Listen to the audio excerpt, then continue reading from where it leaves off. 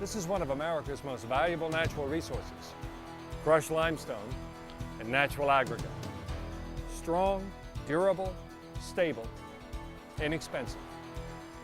Natural and available with a very low impact on the environment.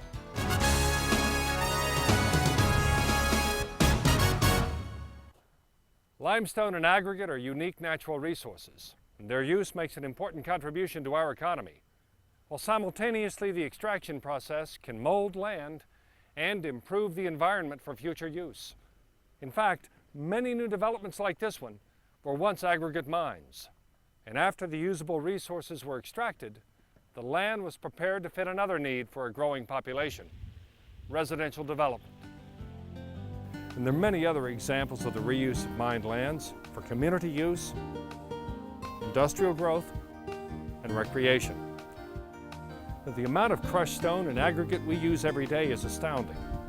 The average new home will use over 150 tons. A city street uses over 200 tons per block. And interstate highways use 85,000 tons per mile. Over 2 billion tons of crushed stone and aggregate are used every year in the United States. And that's practically 10 tons for every man, woman, and child. You'd think that such a basic, natural material would be available everywhere and forever. But unfortunately, that's not the case. Limestone and aggregate occur only where nature put them, not where people need them. Some areas of our country and even parts of our state are entirely devoid of usable limestone and aggregate, and some potential sources are inaccessible, buried far too deep under topsoil, making them uneconomical to mine. And still other sources lack the necessary chemical makeup to be useful in construction or agriculture. Mankind also factors into the scarcity with development. In Maryland, for instance, 80% of the state's valuable stone and aggregate reserves have been lost to development. Now, to prevent this loss, some states like California and provinces like Ontario in Canada now require cities to define mining reserves just like any other natural resource. But here in Illinois, we're fortunate. Large formations of limestone just to the southeast of Chicago are considered to be some of the richest and most accessible supplies of quality building material in North America. And our state's also been blessed with deposits of natural aggregate. But it's important to recognize that the availability of these valuable natural resources, just like any natural resource, is limited, and therefore needs to be carefully preserved for future generations. Here in Illinois, the origins of our stone and aggregate resources is quite interesting.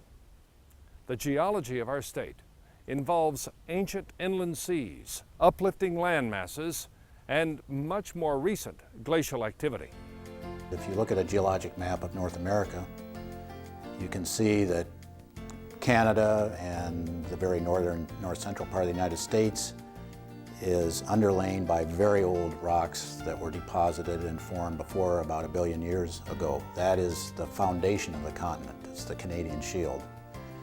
About 300 million years ago, 400 million years ago probably is a better figure, shallow seas inundated, flooded that old rock and began to deposit limestones and various shallow water marine sediments on top of that shield.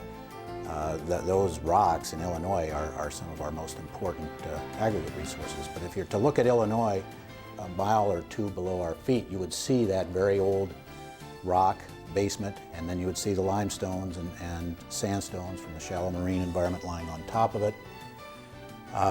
Those rocks were folded into a broad depression which forms the Illinois Basin, and you can see on the map this circular pattern is the Illinois Basin. So what that means is the oldest rocks that were deposited first stick up around the edge, and successively younger rocks are exposed in the middle. Our coal resources and aggregate resources tend to be concentrated around the edge where they're easy to get at. They're not so much developed out in the center where there's thick, uneconomic rock over the top of them. About 1 million years ago, glaciers came down from both sides of Hudson Bay in Canada and reached as far south as the very southern part of Illinois. As a result of glaciation, the glaciers both eroded off the high points of that landscape and filled in the low points. And so we've ended up with an exceptionally flat surface today. The only ridges on the surface where the when the glaciers were here and the ice was melting as fast as it was coming from Canada, they tended to stay in one place for a while and build up a thick, like conveyor belts, build up thick deposits of glacial sediments. In other states, in those areas, often there are tremendous gravel resources associated with them, and in northern Illinois there are also. But for some reason that I don't think we perfectly understand yet, in most of Illinois there's very little gravel associated with those ridges. And most of our gravel in the southern part of the state comes from these yellow areas, which are essentially the places that the rivers of meltwater coming from the melting glaciers course down the major valleys like the Wabash and the Illinois and all these minor valleys and filled them with gravel washed out of the base of the ice. This geology, the limestone formations and natural glacial deposits, especially their availability, were needed in the past and will be needed even more in the future. Limestone and natural aggregate not only helped build our state, but they also played a key role in the expansion of our country. With the rise of Chicago as the Midwest Mecca, Illinois was and still is the crossroad of trade in America. Well, Illinois has always been very lucky with regard to the natural resources to assist in growth. We sit as the recipient of those long ago glacial deposits.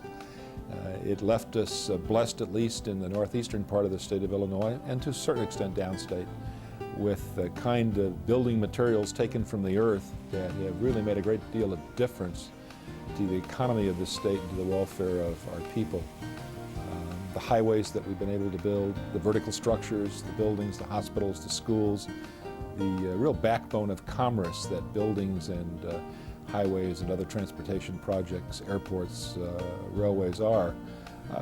There's no reason why this lucky combination for Illinois of having the availability of natural resources and the needs of construction shouldn't continue if we're smart enough to plan for it. To understand that aggregate and other materials used in the construction of buildings and highways are a depleting resource. They have to be carefully husbanded, they have to be planned for, they have to be understood and desired. Quarries can make good neighbors if the community understands their value and works with the ownership of the facilities in order to make everybody come out a winner in the equation. The mining of limestone and natural aggregate has certainly changed over the years.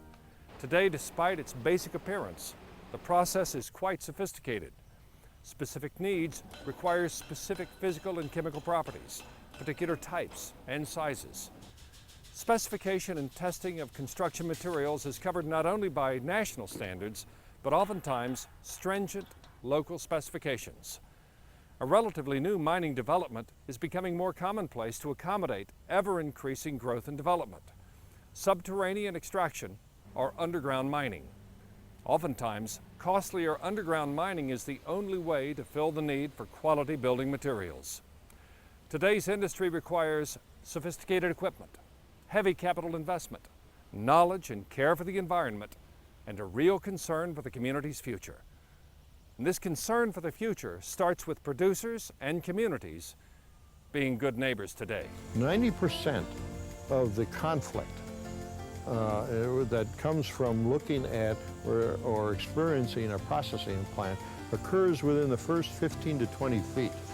If we can screen that off or buffer that, we've eliminated the major source of the difficulties that the industry has with the communities. We've sited plants in absolutely flat terrain that no one can see because of the way it was site planned. We sited it on terraces, people looking down on it, that we screened 95% of the operation. Dust and noise is really a minor problem to resolve. It's a problem that has to be addressed, but the technology is there to deal with it. One of the techniques that you use in dust control is having a regular watering suppression system. And that includes a watering truck over the haul roads and in the pit. That includes having spray equipment for your trucks as they enter and leave your processing plant. It includes some water suppression on the stackers and the storage piles. And these are common practices anymore. So front-end planning, a little bit of forethought on how you handle your earth materials, how you locate your processing plant, how you enter your site will reduce a lot of the potential conflicts. Coexistence and cooperation with responsible mining operations in our communities is just the beginning of our careful use of our valuable aggregate resources. Long-range planning by municipalities and area commissions are vital to help preserve and wisely utilize these limited natural resources. The mining industry also recognizes its role, not only as suppliers, but as temporary architects of the land. With the opportunity and ability to reshape the land to fulfill needs as diverse as community use, industrial growth, recreation, agricultural lands, and even wetland creation. We used to call it conservation of land and resources. By that I mean, here we take a piece of farmland or forest land, extract the sand, gravel, or stone out of it. In the process of extracting the sand, gravel, and stone, we build a new environment or a new landscape that's suitable for housing, for more farmland, for recreation, for industrial sites, whatever is appropriate for that particular area of the community. I think it's only been recently that we've begun to fully understand the significant social, economic, environmental value of wetland. President Bush said we'll have no net loss of wetlands as a national policy in the country. And of course, folks want to see something happen in a short as possible period of time. And I think you have to be more patient. It's only through the planning process that you get to the point where you begin to look at what you can do with the property after the mining has been completed.